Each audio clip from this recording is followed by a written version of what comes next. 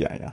All right, let's change gears one more time. People come to us for tech news, and so I wanna talk about secondaries today. So what these are private companies that exist in the world that are not publicly traded, so you can't go buy their stock on a stock exchange. Hmm. These are companies that what happens is the employees of those companies, shareholders of the company, can sell their shares on a market called a secondary market, Okay. which means if you are an early employee at SpaceX, for example, and you have a meaningful position, let's say you want to sell $1 million of stock in SpaceX, what you could do is sell it at something like that $350 billion latest round of valuation and sell it to somebody else who wants to be an investor and own that stake of the company. So Hmm. that's called a secondary. And what you're seeing here is a list of there's 20 on the list, but what I'm showing you here is the top 17 companies in terms of demand for their secondary stock. Okay, so what this is saying is that SpaceX has the highest demand for secondary stock. And I know people who are putting together these SPVs, they're special purpose vehicles for investing in SpaceX, and they charge fees to be able to get access to SpaceX stock. Yeah, And the reason they charge those fees is they go fetch the other side of the market for you. They go get the I shares, see. put them into the pool, and they charge you a fee, and that's how they make their money. Is this So something that like, I mean, I assume you're able to access this just because like yeah, network and folks that sort of thing. Yeah. yeah, yeah, Okay. yeah. There are SPVs for basically all of these companies to be able to Hmm. invest in them.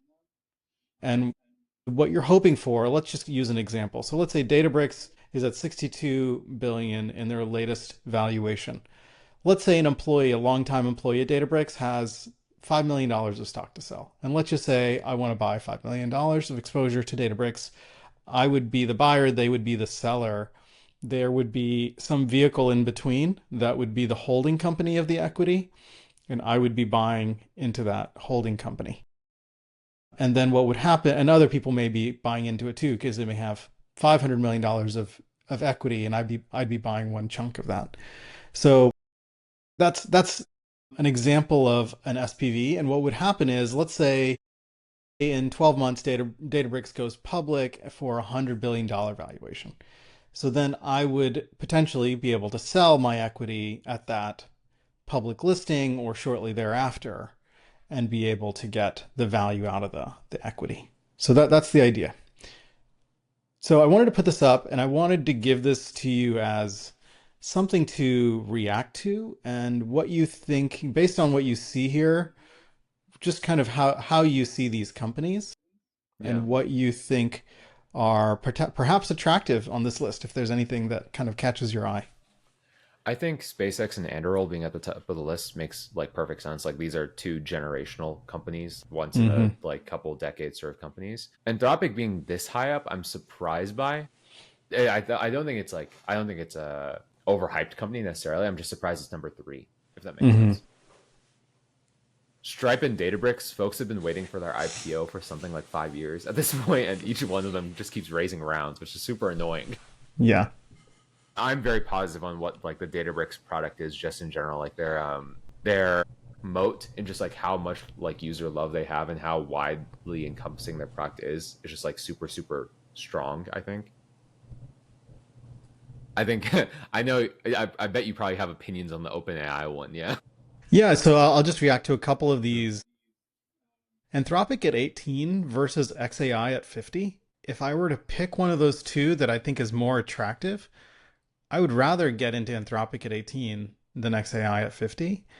And this gets back to what you said in the previous segment about Anthropic, which is so Anthropic, for context, is the company that makes Claude, which is the model that Lakshay and I both use for coding in Cursor, which is an interface.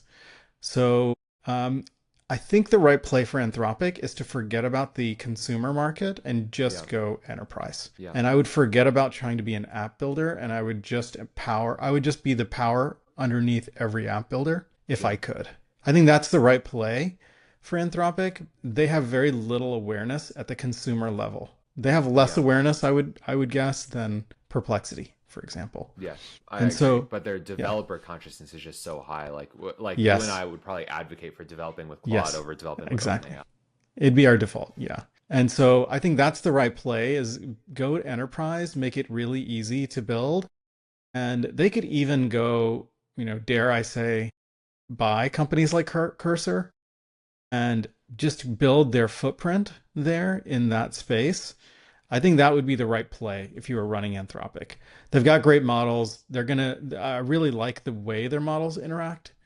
So I'm a big fan of Anthropic, especially at 18 versus XAI at 50. And looking down the list a little bit, Perplexity is on the list at 9 billion. I I haven't would noticed rather, that. That's really surprising, to be yeah, honest. I would rather have Anthropic at 18 versus Perplexity at 9. What's your reaction to that? I agree. I'm what Perplexity raised a round Series B. They raised 73.6 million, if I'm right. Yeah, Series B in January of last year. That's really surprising. I mean, I've mentioned this on the podcast before. Like Mhm. Perplexity is not a company I'm very long on. It makes sense to me. Like they'll probably like live for a little bit longer. I think they'll continue to do okay just because they have so much like distribution. They have a consumer foothold. But just feels to me like their space is going to get implicitly eroded because they're not the vernacular for search or information traversal. Hmm. Hmm. Like they definitely have like very intense user love, but you're going up against OpenAI putting search into like what people treat as AI equals ChatGPT. Like they're just not too deep in public consciousness for I think to me to want to be long on what they are. Hmm. Hmm. I agree. And to just delineate this again for users, Perplexity is not a model maker. They are a an app built on top of the operating system. To go back to that Yep. analogy, they can easily plug into different models. So if you really prefer the DeepSeek model, or you really prefer the O3 model, or a Claude model, Perplexity will allow you to use any of those, and they have an interface innovation that makes it feel more like a Google search than like a chat with a chat GPT. But Anthropic is a model maker. They are a research organization. They are building frontier models. So that goes back to the wrapper versus GPT. Perplexity is definitely a wrapper, and Anthropic is a foundation model maker. Yeah, I think Perplexity they'll have time. I think like they have plenty of time to like spin out like the correct direction ways that they want to take things. So I do think they'll survive. I don't think like the underline of AI search engine is one that lasts super long. I think they'll have to find a different avenue to like what their company tagline is.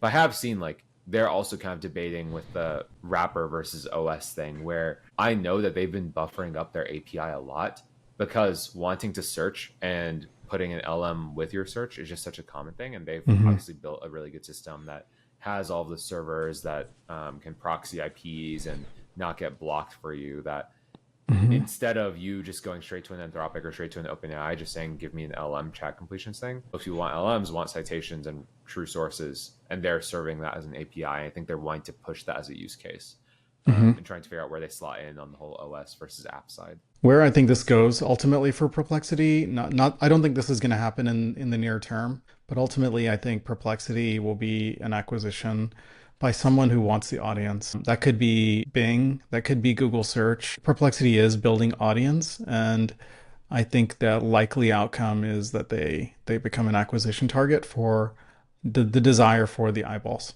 Yeah, absolutely. I'm inclined to agree. I think they have a bunch of like really really big investors. I think it's just if they can't get out of search as their primary offering in the next like 2 or 3 years, they're gonna get eroded by quite a bit. I think if they try and get acquired before then, I think they're fine. But we'll have to Yeah. see. All right, so let's wrap it up there. Thanks for listening in today. Lakshay and I are happy to be able to put on a pod. We miss Damon, but please like and subscribe. Listen to us on Spotify, on YouTube, and we look forward to seeing you next time. Thanks.